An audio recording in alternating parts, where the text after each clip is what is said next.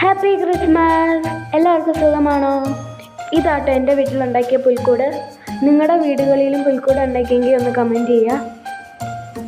അതുപോലെ തന്നെ നിങ്ങൾ ഈ വീഡിയോ കാണുമ്പോൾ ഫോണൊന്ന് തിരിച്ചു പിടിച്ച് കാണുക. ഞാൻ ആ രീതിക്കാണ് വീഡിയോ എടുത്തേക്കുന്നത്.